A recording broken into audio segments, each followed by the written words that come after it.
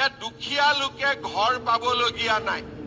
কাৰণ প্ৰথমতে যেতিয়া আমি ঘৰৰ জিঅ' টেগিং কৰিছিলোঁ, বহুতো দুখীয়া লোক এই জিঅ' টেগিঙৰ পৰা বাদ পৰি গৈছিলে। যেতিয়া নৰেন্দ্ৰ মোদী ডাঙৰীয়া তৃতীয়বাৰৰ বাবে দেশৰ প্ৰধানমন্ত্ৰী হ'ল, তেখেতক আমি লগ পাওঁতে কৈছিলোঁ যে প্ৰধানমন্ত্ৰী ডাঙৰীয়া আৰু কেইলাখমান লোকক ঘৰ দিলেই আমাৰ ৱেটিং লিষ্ট শেষ হ'ব। কিন্তু এতিয়াও বহুত গাঁৱৰ মানুহে প্ৰধানমন্ত্ৰী আৱাস যোজনাৰ ঘৰ পোৱা নাই।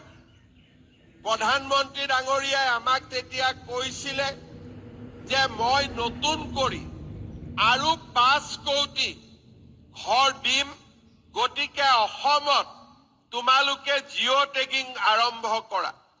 আপোনালোকে গম পাই যোৱা 6 মাহ ধৰি আমি আপোনালোকৰ ঘৰত বা আমাৰ দুখীয়া মানুহৰ ঘৰলৈ জীৱিকা সখী বাইদেউসকলক পঠিয়াইছিলোঁ, আন চৰকাৰী বিষয়াসকলক পঠিয়াইছিলোঁ, নিজেও জিঅ' টেগিং যাতে কৰিব পাৰে তাৰ সুবিধা দিছিলোঁ। এতিয়া আমাৰ জিঅ' টেগিঙৰ কাম সম্পূৰ্ণ হ'ল। খুব সোনকালে গাঁও সভা পাতি আমি নতুন হিতাধিকাৰী তালিকা নিৰ্বাচন কৰিম আৰু মই ভাবোঁ যে নতুন জিঅ' টেগিঙৰ পৰাও আমি ঘৰ নোপোৱা সকলো মানুহকে আমি ঘৰ দিবৰ কাৰণে সফল হ'ম। মই আজিও অফিচাৰসকলক ৰাতিপুৱা সুধিছিলোঁ যে আমাৰ জিঅ' টেগিং হ'ল নে নাই। কিমান জিঅ' টেগিং হ'ল এতিয়ালৈকে কল্যাণ? মোক কল্যাণ চক্ৰৱৰ্তী ডাঙৰীয়াই ক'লে যে নতুনকৈ অসমত আৰু 30 লাখ মানুহে জিঅ' টেগিং কৰিছে।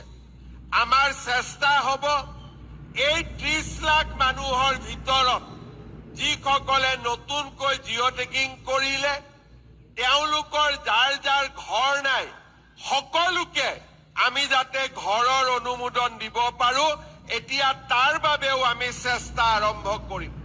তাৰ মানে আমাৰ লক্ষ্য হ'ব যে অসমত যিমান মানুহৰ ঘৰ নাই বা কেঁচা ঘৰ আছে, সকলোকে প্ৰধানমন্ত্ৰী আৱাস যোজনাৰ ঘৰ প্ৰদান কৰা। সেইবাবে কোনোবাই ভাবিব পাৰে যে আজিতো 3 লাখ ঘৰ দিলে, আমিও জিঅ' টেগিং কৰিছিলোঁ, আমাৰ কি হ'ব? এইখিনি হ'ল পুৰণা লিষ্ট। আজি আমি শেষ কৰিলোঁ। ইয়াৰ পিছত আমি নতুনকৈ যি ঘৰ দিম, সেয়া হৈছে নতুনকৈ জিঅ' টেগিঙৰ পৰা আমি নতুনকৈ ঘৰ দিম।